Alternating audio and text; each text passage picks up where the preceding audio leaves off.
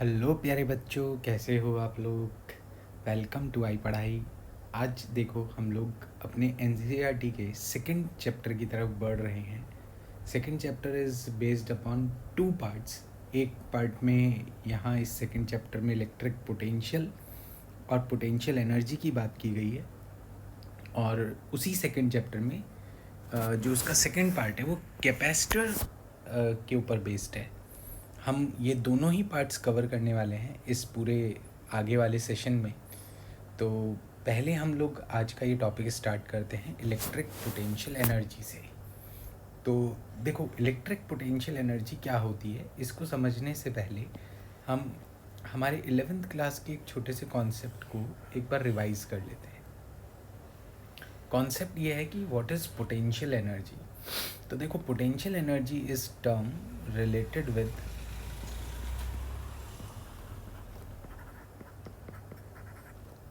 Conservative forces. ठीक है, conservative force से रिलेटेड टर्म है पोटेंशियल एनर्जी। तो कंजर्वेटिव फोर्सेस क्या होते हैं? कंजर्वेटिव फोर्सेस, तो सबसे बेसिक टर्मिनोलॉजी में बात की जाए, सबसे स्टैंडर्ड फॉर्म, कि ऐसे फोर्स जो पाथ से इंडिपेंडेंट हो और सिर्फ इनिशियल और फाइनल पोजीशन पे ऐसे फोर्सेस की वजह से वर्क डन डिपेंड करता हूँ। मतलब ऐसे फोर्सेस जिनकी वजह से जो वर्क डन है ना, वो पाथ से इंडिपेंडेंट है और सिर्फ इनिशियल फाइनल पोजीशन पर डिपेंड करे, ऐसे फोर्सेस को हम कंजर्वेटिव फोर्सेस बोलते हैं। फॉर एग्जांपल, ए से बी तक अगर हम एक ऑब्जेक्ट को इस पाथ से लेके गए और ऐसा करने में हमने वर्क किया W1, और दूसरा हम इस पाथ से लेके गए और ऐसा करने में वर्क किया W2, तो जिस भी फोर्स के अगेंस्ट अगर हम स्लोली ले जाने में वर्क कर रहे हैं ना, दोनों ही केस में हम स्लोली लेके गए हैं, तो जिस भी फोर्स के अगेंस्ट हमने स्लोली ले जाने में वर्क किया, वो वर्क अगर दोनों ही केसेस में सेम आ जाए, तो इसका मतलब हमने जिस फोर्स के अगेंस्ट वर्क किया है वो कंजर्वेटिव फोर्स है। तो कंजर्वेटिव फोर्स की थियरी ये हो गई, those forces due to which work done is independent of path.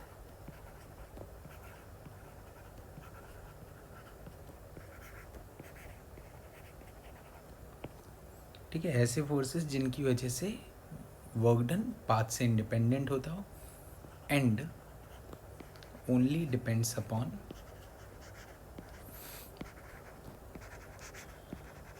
Initial and final position.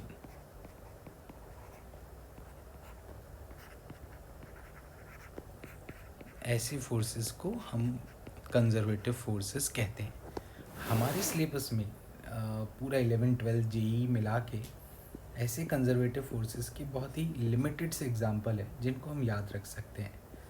First conservative force is spring force which we have done in class 11। Second is gravitational force, and the third one which we are going to study here is electrostatic force।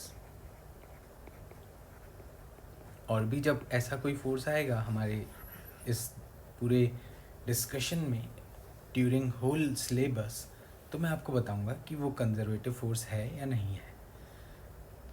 तो ये तो हो गई बात कुछ known forces की। अगर unknown force कोई भी रेंडमली आ जाए तो हम क्या करेंगे ऐसे क्वेश्चंस में। फॉर एग्ज़ाम्पल, मान लो मेरे पास एक फोर्स इस तरह से दिया जाता है, Fx i cap plus Fy j cap, है ना। अगर मुझे ये चेक करना है वेदर इट इज़ कंजर्वेटिव और नॉट, तो it is d/dy of Fx, मतलब Fx का partial differentiation d/dx of Fy। तो यहाँ पर ये अगर इक्वल आ जाए तो it means F is conservative. ठीक है, ऐसे फोर्सेस को हम कंजर्वेटिव फोर्सेस बोलेंगे। अब बात करते हैं कि भाई कंजर्वेटिव फोर्सेस का पोटेंशियल एनर्जी से क्या रिलेशन है। तो किसी भी कंजर्वेटिव फोर्स के अगेंस्ट जब हम एक ऑब्जेक्ट को स्लोली मूव करा के एक पोजीशन से दूसरी पोजीशन पे ले जाते हैं, तो ऐसा करने में जो भी एक्सटर्नल एजेंट वर्क करता है, that work done is stored in the form of potential energy of the object, है ना। ये इसकी डेफिनेशन है, इसको मैं एक्सप्लेन भी करूँगा। पहले डेफिनेशन की बात करें तो work done against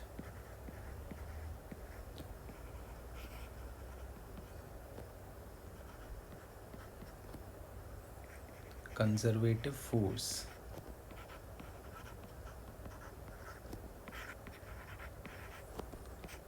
to move an object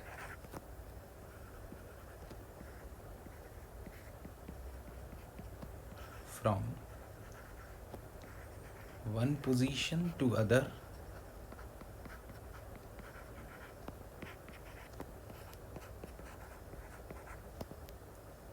is stored in the form of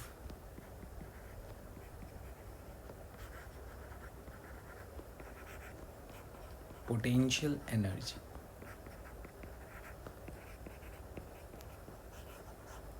And this whole work done must be slowly moving work done. Slowly हमें मूव कराना है ऑब्जेक्ट को अगेंस्ट कंजर्वेटिव फोर्स। तो जो भी हमने वर्क किया होगा ना, that work done is stored in the form of potential energy. For an example देखना, हमारे पास एक बॉक्स ग्राउंड पे रखा है। It is the initial position of the box and we pull it by some force F so that it moves very slowly। ये slowly move करता हुआ ऊपर चलता जाए, ऐसा हम जानना चाहते हैं कि ऐसा करने में हमें कितना वर्क करना पड़ेगा। तो देखो, अगर स्लोली मूव कर रहा है तो इसका मतलब होता है कि देयर इज़ नो एक्सेलरेशन। बहुत स्लोली मतलब कॉन्स्टेंटली बहुत कम स्पीड से चलता हुआ कोई चीज़ ऊपर जाए। तो स्लोली मोशन का मतलब हो गया एक्सटर्नली कोई एक्सेलरेशन इस ऑब्जेक्ट का नहीं है। तो जब ये चल रहा होगा, सोचो कांस्टेंट स्पीड v से स्लोली ऊपर, तो F और mg ये दो फोर्सेस हो जाएंगे हमारे पास। और अब हम ये कहेंगे कि in this case for slow motion F minus mg is equals to 0। F minus mg मतलब net force on this object must be 0, क्योंकि v कांस्टेंट है और बहुत कम है, बहुत स्मॉल है। तो F हो जाएगा हमारा mg के बराबर। और इस फोर्स के अगेंस्ट हम अगर इस ऑब्जेक्ट को mg के अगेंस्ट इस ऑब्जेक्ट को अगर हम इस हाइट से, जो कि ग्राउंड पे y इक्वल टू 0 है, और इस हाइट तक ले आते हैं जो कि y इक्वल टू h है, तो कितना वर्क करना पड़ेगा। तो work done is equals to force into displacement. अब फोर्स है mg और डिस्प्लेसमेंट है h, तो वर्क डन हो गया mgh। तो ये वर्क डन जो हमने किया, ये हमारे फोर्स का वर्क डन है। This is stored in the form of potential energy of the object. तो बहुत ही सिंपल सा फंडा ये हो गया कि हमारे फोर्स का work done to move a given object, हमारे फोर्स का work done to move a given object very slowly, और हम किसके अगेंस्ट वर्क करें, कंजर्वेटिव फोर्स के अगेंस्ट। जैसे यहाँ पर हमारा कंजर्वेटिव फोर्स था ग्रेविटेशनल फोर्स mg, तो हमने ग्रेविटेशनल फोर्स के अगेंस्ट हमारा फोर्स लगाया और फिर ये ऑब्जेक्ट ऊपर चला।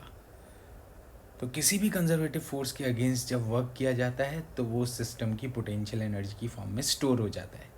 And now the definition of electric potential energy, very simple to us, कि इलेक्ट्रोस्टैटिक फोर्स के अगेंस्ट किसी भी चार्ज को मूव कराने का work done electric potential energy की फॉर्म में स्टोर हो जाता है. तो electric potential energy EPE, it is work done to move a charge very slowly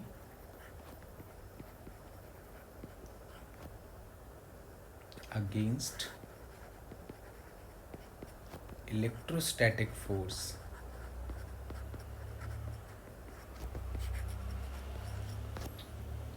is stored in the form of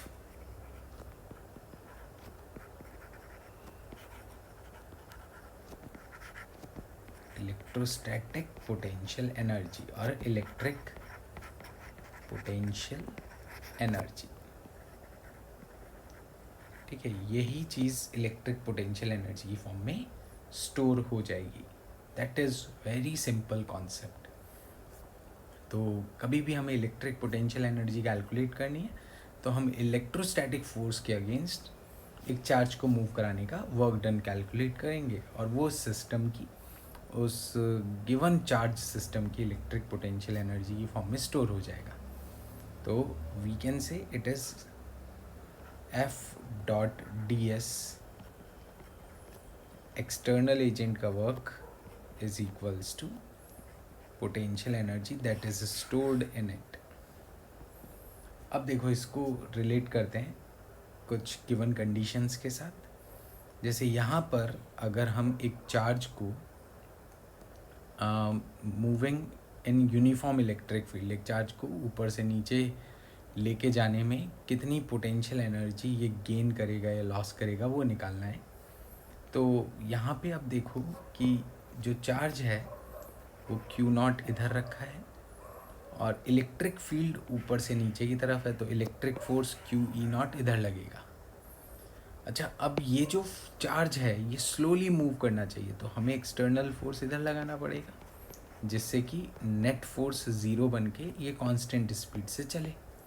तो हम ऐसा कहेंगे कि external force plus electrostatic force gives me net force which must be zero for the given condition. अब देखो external force तो क्या बन गया वो हमें कैलकुलेट करना है. इलेक्ट्रोस्टैटिक फोर्स Q0E वो है -J डायरेक्शन में और इसका सम है ज़ीरो. तो एक्सटर्नल फोर्स आना चाहिए हमारा Q0E अलॉन्ग +J डायरेक्शन. अब एक्सटर्नल फोर्स अगर +J डायरेक्शन में है तो हमारा वर्क डन क्या होगा ये हमें कैलकुलेट करना है चार्ज को ऊपर से नीचे ले जाने में. तो देखो डिस्टेंस अगर d है और फोर्स नीचे की साइड लग रहा है तो वर्क डन, सॉरी फोर्स ऊपर की साइड लग रहा है +J, तो वर्क डन हो जाएगा change in potential energy which is equals to force dot displacement.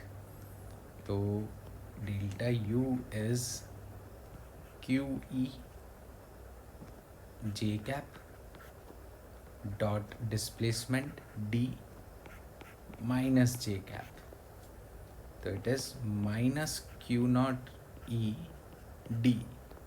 तो यहाँ पोटेंशियल एनर्जी नेगेटिव आई है और नेगेटिव पोटेंशियल एनर्जी शोज़ कि it is decreasing. Potential energy of the system will decrease.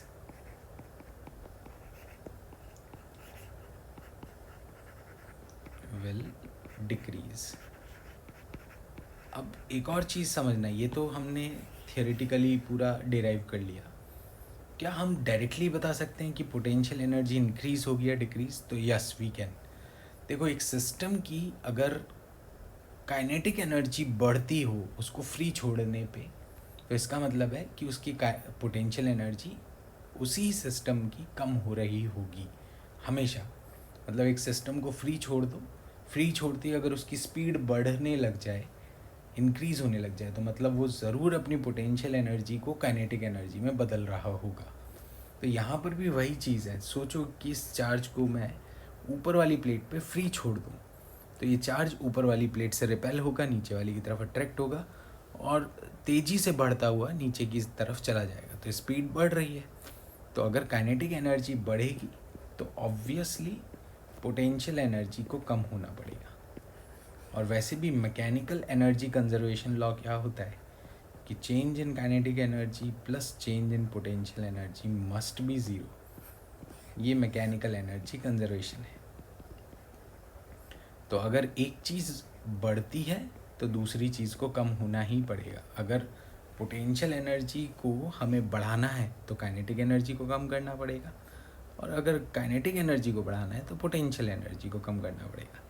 तो इस चार्ज को अगर मैं फ्री छोड़ दूँ ऊपर वाली प्लेट पे तो ये तेज़ी से अट्रैक्ट होता हुआ नीचे वाली प्लेट पे जाएगा, स्पीड बढ़ेगी, काइनेटिक एनर्जी बढ़ रही है, पोटेंशियल एनर्जी कम होनी चाहिए, तो वो नेगेटिव ही आएगा और हमारा नेगेटिव ही आ रहा है।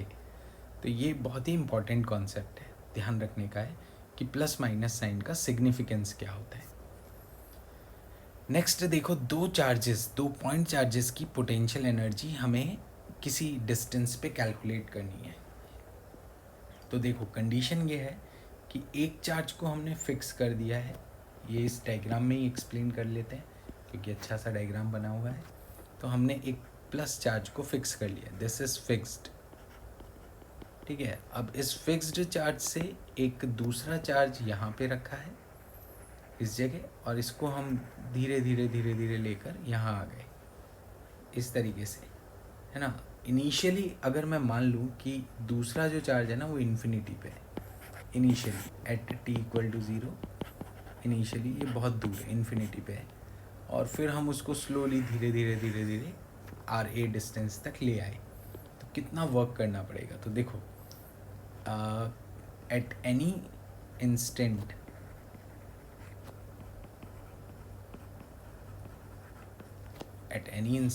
force F is equals to kq by r square, that is electric field, multiply by charge q naught। किसी भी इंस्टेंट पे इतना फोर्स होगा और ये इलेक्ट्रोस्टैटिक फोर्स होगा जो कि रिपेल कर रहा होगा। जैसे यहाँ पर ये देखो, ये प्लस क्यू है, यहाँ पर क्यू नॉट है, तो ये रिपेल कर रहा है इस तरफ। अब फोर्स उधर लग रहा है इलेक्ट्रोस्टैटिक, ये इलेक्ट्रोस्टैटिक फोर्स हो गया, तो हमें अपना फोर्स इधर लगाना होगा, दैट इज एक्सटर्नल फोर्स, और हम इसको स्लोली धीरे धीरे इसके पास लेकर आ रहे हैं। तो देखो external force plus electrostatic force का सम ज़ीरो, तो हमारा फोर्स हो गया इलेक्ट्रोस्टैटिक फोर्स के बराबर और ऑपोजिट साइन वाला या ऑपोजिट डायरेक्शन वाला, ऐसा कह सकते हैं, स्लोली लाने की कंडीशन। अब हम वर्क डन निकालेंगे, तो it is integration F external dot dr, dot product करके वर्क डन करना पड़ेगा। तो अब देखो ये क्या बनता है, F एक्सटर्नल डॉट dr में एक्सटर्नल फोर्स और डिस्प्लेसमेंट, देखो एक्सटर्नल फोर्स किधर है मैं यहाँ मार्क करके बताता हूँ, it is in this direction, क्योंकि इलेक्ट्रिक फोर्स इधर है। हमने ऑपोजिट क्यों रखा, क्योंकि नेट फोर्स को ज़ीरो करना है, एफ नेट को ज़ीरो क्यों करना है, क्योंकि हम स्लोली लाना चाहते हैं, एक्सेलरेशन नहीं होना चाहिए। तो ये कंडीशन है। तो net force must be zero, F external plus F electrostatic must be zero, and why it is so that it moves slowly। अगर ये स्लोली मूव करेगा मतलब इसका एक्सेलरेशन ज़ीरो होगा। ये इसका एक कुछ कॉन्सेप्ट्स हैं जो ध्यान रखने के। अब हम work done by external agent निकालना चाहते हैं, तो देखो एक्सटर्नल एजेंट का work done negative of electrostatic force into dr। अच्छा, अब एक चीज़ सोचो कि इलेक्ट्रोस्टैटिक फोर्स और डिस्प्लेसमेंट, क्योंकि मैं चार्ज को पास ला रहा हूँ तो दोनों ही सेम डायरेक्शन में है, तो मैं इसमें प्लस माइनस साइन छोड़ के सिर्फ मैग्नीट्यूड निकालता हूँ। तो it is K Q Q naught by R square, that is force, और डिस्प्लेसमेंट डी आर, और क्योंकि सेम डायरेक्शन में थे इसलिए कॉस ज़ीरो। तो ये मैं वर्क डन पे आ गया। K Q Q naught, this all is constant, integration of D R by R square minus का K Q Q naught by R, ये हमारा एक्सप्रेशन बना। अब यहाँ पर एक चीज़ बहुत ही ज़्यादा इम्पॉर्टेंट है जो हमें हमेशा याद रखनी है, हमेशा ध्यान रखनी है, कि हम यहाँ पे लिमिट्स ज़रूर लगाएं कि हम कहाँ से कहाँ तक मूव करा रहे हैं। तो इम्पॉर्टेंट बातें क्या क्या हैं? फर्स्ट, ऑलवेज यूज़ लिमिट्स, कि हमने कहाँ से कहाँ तक इसको मूव कराया। Second, since it is coming closer to given charge,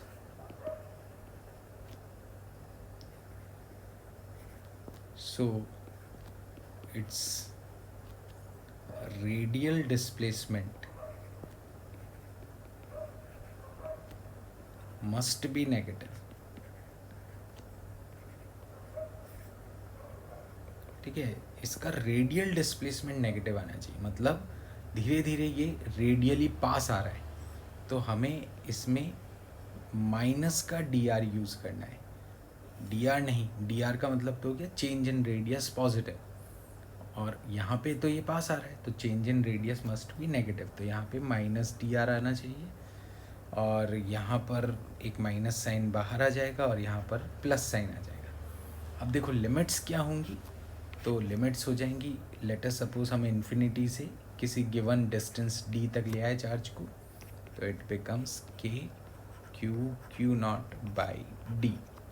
this is potential energy of system of two charges. दो चार्जेस की पोटेंशियल एनर्जी हमेशा इस तरीके से कैलकुलेट की जाएगी। और सबसे important part, put value of charge along with its sign, इसके साइन के साथ चार्ज का क्या साइन होगा उसके साथ यहाँ पे सब्सटीट्यूट करना है, क्योंकि अगर चार्ज का साइन पॉजिटिव एक है दूसरा नेगेटिव है तो potential energy you will be negative in that case. ठीक है, चार्ज के साइन के साथ इसको पुट करो, पोटेंशियल एनर्जी कैलकुलेट करो। This is potential energy of Q and Q naught as a system। ये एक सिस्टम की पोटेंशियल एनर्जी है, मतलब ये अकेले Q की भी नहीं है, ये अकेले Q नॉट की भी नहीं है। अगर एक सिंगल चार्ज किसी सिस्टम पे रखा हो जहाँ पे आसपास कुछ भी ना हो तो उसकी पोटेंशियल एनर्जी ज़ीरो होती है। लेकिन यहाँ पर क्या है, एक चार्ज पहले से रखा था, दूसरे चार्ज को हम पास लेकर आ रहे हैं, तो ऐसा करने में जितना हमने वर्क किया वो सिस्टम की पोटेंशियल एनर्जी बन गई। तो ये चीज़ यहाँ पे बहुत इंपॉर्टेंट है जो ध्यान रखने वाली है। अब मान लो हमारे पास मल्टीपल चार्जेस हों, Q1 Q2 Q3 and Q not, तो हम क्या करेंगे? तो हम क्या करेंगे, पहले इसमें देखेंगे दो दो के कितने पेयर बन सकते हैं। 4C2 मैथ्स लगाई थोड़ी सी, 4 × 3/2, 6 पेयर्स यहाँ पे पॉसिबल है। अब वो 6 पेयर्स हम यहाँ पे लिखेंगे, मतलब के क्यू नॉट Q1/R1, ये एक पेयर है, पोटेंशियल एनर्जी का फॉर्मूला लगा दिया। दूसरा पेयर के क्यू नॉट Q2/R2, तीसरा पेयर के Q not Q3/R3 and so on, है ना। नेक्स्ट पेयर क्या हो जाएगा, Q1 Q2 का हो जाएगा, उसके बाद Q2 Q3 का एक पेयर बन जाएगा, फिर Q1 Q3 का भी एक पेयर बन जाएगा। इस तरह से हम पोटेंशियल एनर्जी को लिख सकते हैं। तो करना क्या है, बस दो दो के पेयर्स आइडेंटिफाई करने हैं और ये फॉर्मूला लगा देना k q1 q2 by distance r. तो in this way we can find out the potential energy of system of more than two charges. तो बच्चों आई होप आप लोगों को यहाँ तक बहुत अच्छे से समझ में आया होगा. कोई भी आपको इसके रिगार्डिंग डाउट एनसीईआरटी से या किसी भी बुक से पूछना है तो प्लीज़ कमेंट बॉक्स में कमेंट कीजिए. मैं आपके डाउट्स का ज़रूर आंसर करूँगा. Till then take care and do subscribe our channel so that you will get all the latest updates. Thank you so much.